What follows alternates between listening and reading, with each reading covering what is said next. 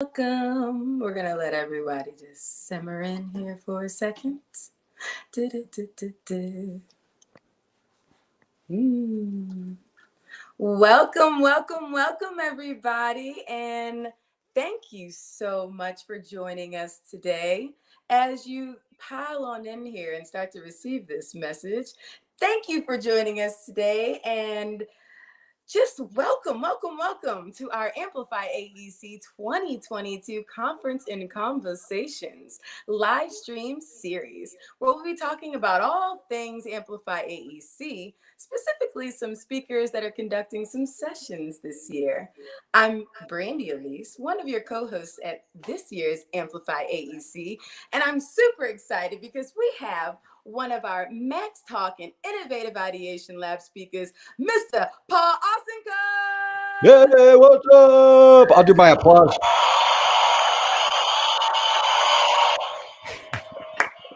Thank you. Oh my gosh, you all are too kind. I don't know how many people are here, but Paul is going to be talking to us about leading with laughter, believe it or not.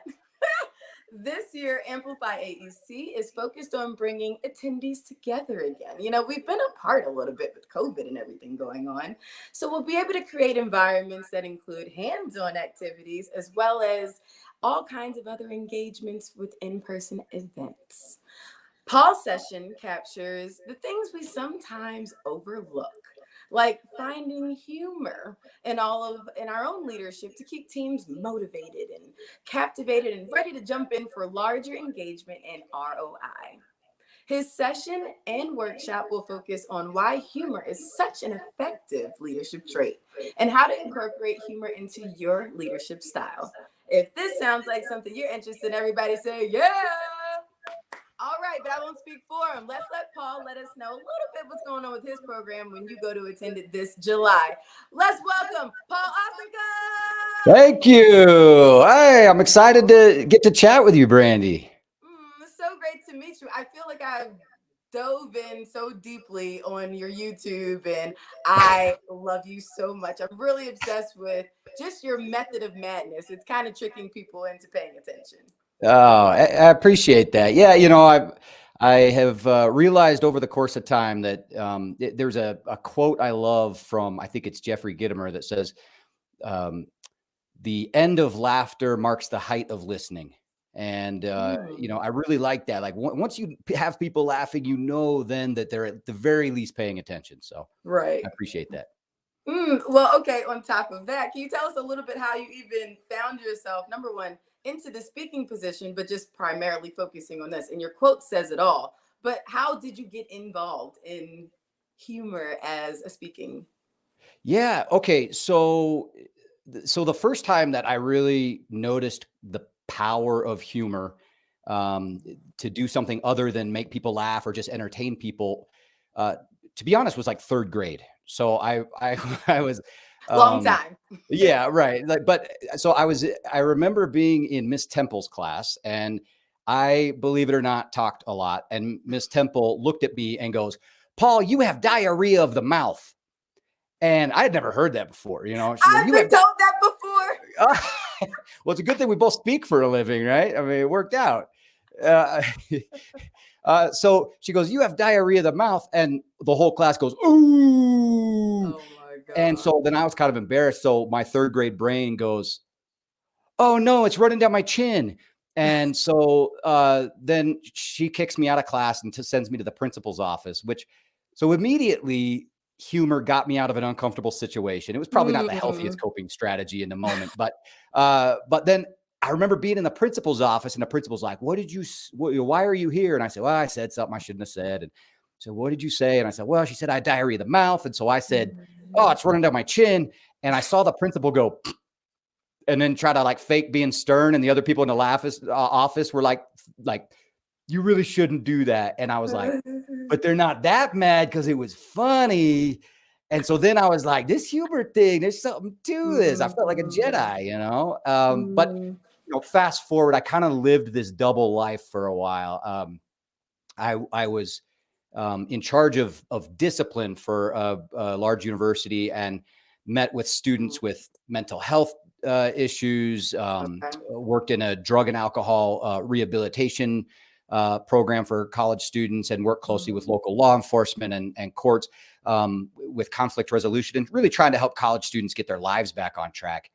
Really Right. serious job. And in the meantime, Cool. I was like doing stand-up comedy and improv comedy and this kind of stuff. But I Hmm. did also start to see how humor functioned in a leadership capacity, in a human connection capacity, not even just being funny all the time, but just Sure. living lighter. Like I remember there was this student who I had met with who had been in a lot of trouble. And the Mm. first time we met, he was like super abrasive, really mean, kind of yelled, Yeah. and it just didn't go well. And then unfortunately, he was back, and this time with his attorney and his mom. And so I Yeah. had another meeting with him. And right before going to get them out of the lobby, I spilled like a huge thing of like a fountain Coke on my lap, just Okay. all down my lap. Like, and there was no time to get that dry. I had no change of clothes. So I was like, oh man.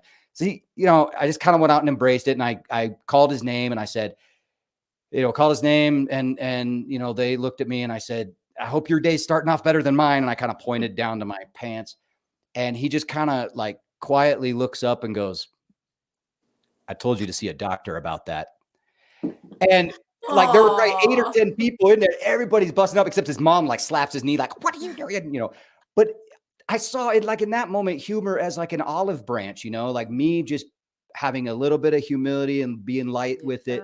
And then him as an olive branch, like being able to tease me a little bit. And that next meeting went way different than the first. So I bet. from then on, I nerded out about humor. I've researched, I'm part of an organization that researches the health, wellness, and human performance Beautiful. pieces of humor, and started speaking. And I've found that it's something people really need.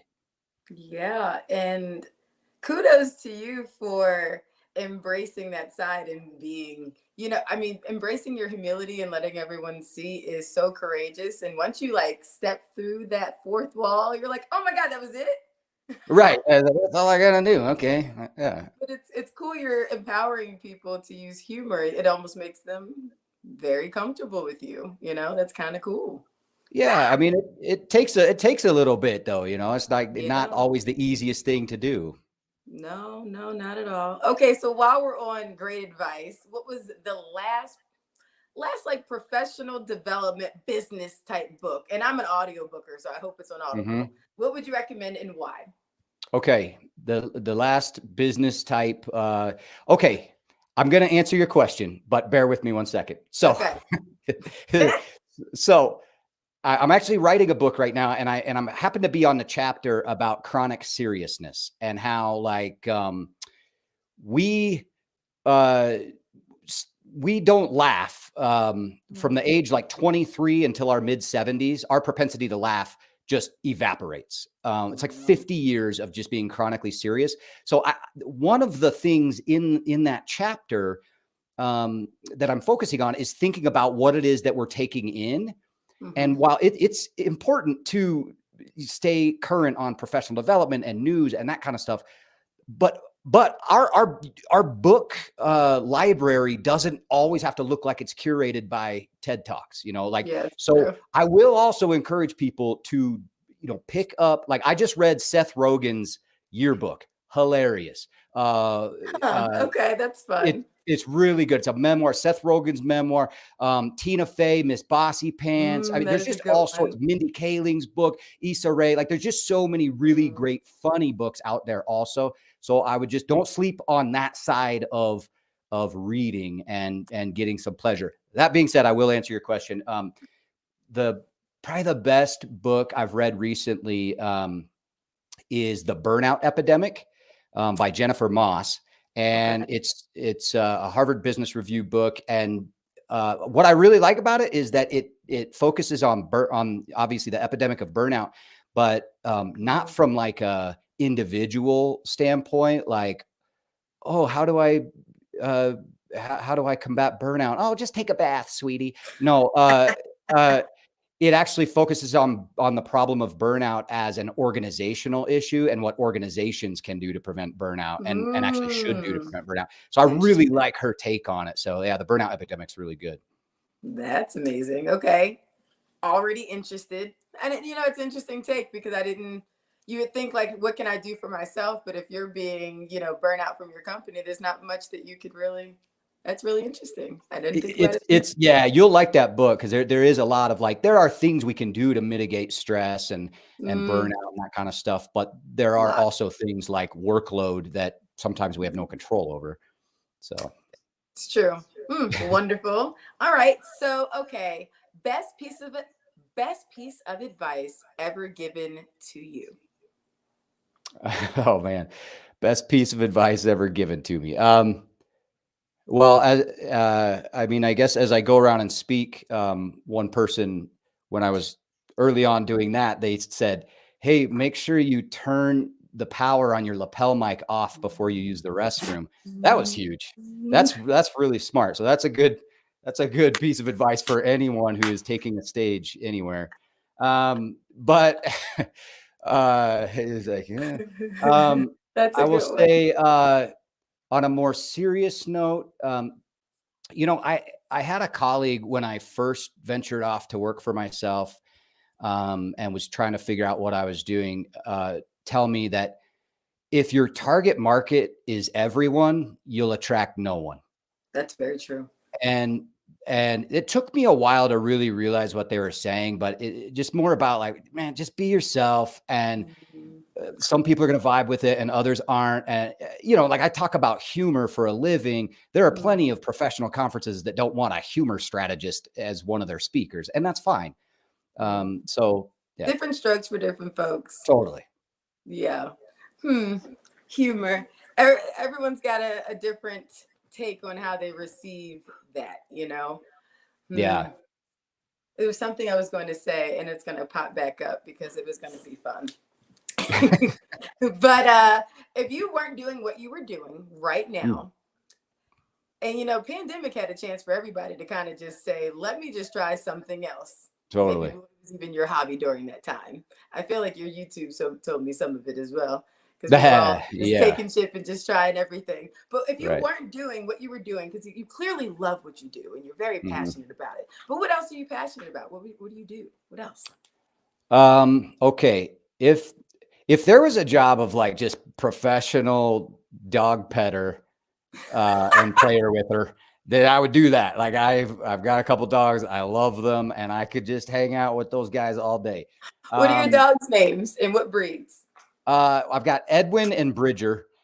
Bridger's a yellow lab, and Edwin is like kind of maybe a Shih Tzu Jack Russell mix. He's a little black and white mutt, with a big underbite. And so they're rad guys. And so, but I'd probably be doing something in education still. Like I used to do some consulting with K-12 schools and some teaching in a grad program. So I'd probably be doing something like that, but totally different. I'd probably be like I'd probably guide fly fishing trips. I love fly fishing. And so I would just like spend my days on the river telling jokes and catching fish. Oh, the life. So relaxing. Did I catch something? No. It's okay. Yeah, exactly. Right. Okay. So let's see. What is next? What are you most looking forward to outside of coming to Atlanta? Because where are you located now? I'm in Montana. Oh, Montana. So yeah, so pretty much, Montana, Atlanta, pretty close. Okay, so have you ever been to Atlanta? Just really briefly. I haven't spent much time in Atlanta. So this is kind of a first. So you have to do all like the must see things and all the things, right? Yeah, I'm gonna hit you up and you let me know what should we do when we're there? Like outside of the conference, what's like for greenhorns like me? So what I will say that because I am the biggest nature person you've ever met in your entire life. I wear 5-finger shoes. Like I'm super earthy and I love being outside. I love You're my the dogs. person that buys those shoes. Okay. All right. Oh yeah. No, to make it worse, I'm a 5-finger I'm a Vibram Spy Finger ambassador. Oh, wow. You love So those I things. All actually right. All right. sleeve shoes, but I love them. Like I talk to Yeah. everyone about them. It's my thing. So I'm really into my foot health and my gut health, and I really love being outside, and I love all the oxygen it gives me, and it's truly as simple as that. And Georgia is one of the greenest places you've ever Mm. been to. It's gorgeous. So I'll take you to one of my favorite parks. Awesome. All right. Yeah. I'd love to check out some of the parks in and near Atlanta. In terms of the Oh, conference, for me, well, first of all, I'm excited to see you and Danielle up on the stage. Like, yeah, I know that you all are going to like keep things moving and fun and oh light, yeah, and like I oh think yeah. that's going to be an event in itself. But uh, I just got a chance to actually check out the schedule, and what's really neat about this event for me is that usually I'm in and out. Like I fly Mm, in and sometimes I fly out later that same day or early the next day. But for this event, but due to scheduling with another trip, I get to stay a couple days. And so I ah, actually will be able to go to some of the sessions, learn from all of you. And, cool. so, for people watching who haven't checked out, like there's anything from like social media marketing to optimizing Microsoft Teams and Slack, and just so many helpful sessions and presenters. So I'm stoked about that. And then Cool. the other thing coming off the pandemic that is like being able to stay and actually chat with people after speaking Yeah, is one of my favorite things, because I hate, like, it's like speaking and then be like, all right, well, hey, follow me on Instagram, get up with me on right. LinkedIn later. I like to be able to like chat with people and learn from them and answer whatever questions. So I'll be able to do that. Very cool. Very cool. I'm excited for you because there's nothing like energy in real life and vibing with Mhm. people. And the internet is beautiful in the networking of it all, but it's so different to connect in person and to look in someone's Totally. eye. Ah, Yeah. okay. Yeah, like, well, and you have like this whole discussion or talk online and bring up a lot of ideas. And the Yeah. best part about that then is people getting to play with those ideas with one another. And doing this virtually, it's like you do that for an hour or something, and then you turn the camera off and you just look around like, okay, Hmm. I guess I'll go mow the lawn. Okay, well, I Right. don't know what to do now. Like, it's just it's just different. So Yeah, no, it's definitely different. Conference vibes are clutch, and to be packed, jam packed with a couple days of it with people that are actually interested in all the things, yeah, marketing, and it's really exciting. I think this is going to be really great. So, yeah. okay, 3 words that would describe your session. All right. Well, so I'm doing like a innovative lab workshop, like a 90-minute workshop, followed by like a max talk on the stage talk. So I would say for the workshop, I'll go with fun, interactive, and safe for that one. What do you Um, mean by safe? well, I mean, well, for one, like physically safe, like I'm not going to have people, jumping off of tables or anything like that, but also just psychologically safe. And Mhm. and I know that sometimes extroverts get excited, like, oh, it's interactive, great. But other folks might be like, no, dude, just talk at me, I'm fine to, like, I don't want to be doing it. But and also when you throw humor in the mix, people are like, I don't know, that Right. sounds but I meet people where they're at, and I don't Cool. ask people to do anything they're uncomfortable with, and we kind of take it slow. So that's what I mean by safe. Like So it's you're going to like a be safe fun. It'll be space. interactive. Go ahead. No, I said so you're like a safe space basically, where people can just let their hair down and laugh and Totally. Yeah. yeah, Yeah. And just cool. because we're going to try our best to see if we can generate some humor in the room. So that'll be fun. And then for the on stage talk, I would say uplifting Mhm. and energizing, and uh, this is more than one more word, but I would say maybe a surprise ending. What? You're How not about gonna that? leave us like that, Paul, to Right, right, yeah. July. Maybe a surprise ending. Yeah. I'm ready. I cannot wait. Now I need an outfit. There you go. There you go. Okay, so people are going to come, they're going to receive your humor. What is the biggest takeaway that you want them to leave with? Regardless of whatever session I'm doing around humor, to me, I want people to realize that like it is possible to experience life more often as a comedy than a drama.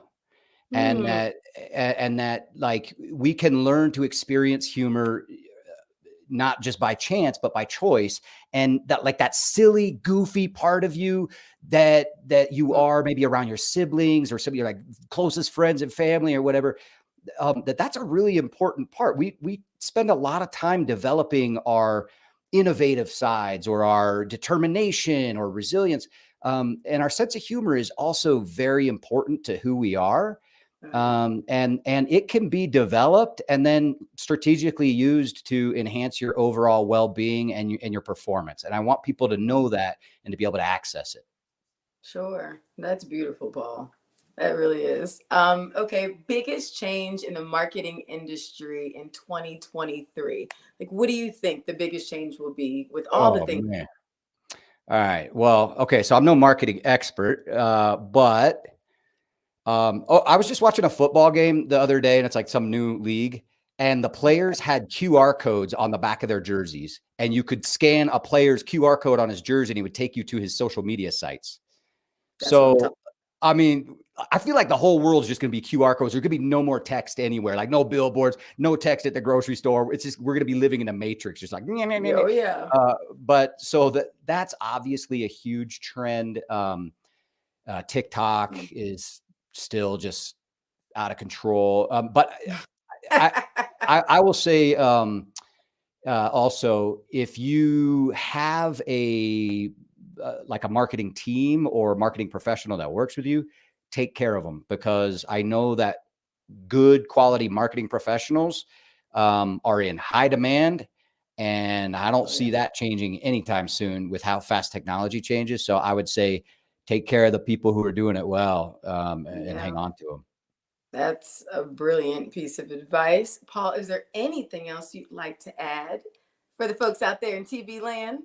Oh, gosh, I don't have anything, like I would just say, between now and the conference, just, hey, we're getting to springtime and summertime. So yeah, just Mhm. go out there and have some fun. And I really would encourage for the folks that want to come to the 90-minute session, come join me. It'll be different than the talk afterwards. So I'm Cool. really excited. I'm excited to meet you and to meet everybody there. So Excited to meet you too, Paul. Thank you so much for speaking with me today. Can't wait to meet you. And to our audience out there in TV land, we are so excited for you to join us. And please make sure you register for Amplify AEC 2022, taking place July 18th through July 20th this summer in the Atlanta, Georgia area. You can check out Paul Osincup's session on the main stage for his Max Talk in person on Wednesday, July 20th, as well as his Innovative Ideation Lab workshop, taking place directly after his main stage talk on the same day. And if you haven't registered for this event, do yourself a favor and do it right now before you forget. For more information, please register and simply go to amplifyaec.org. Thank you again, and we'll see you in Atlanta. yeah, Thanks. see you everybody.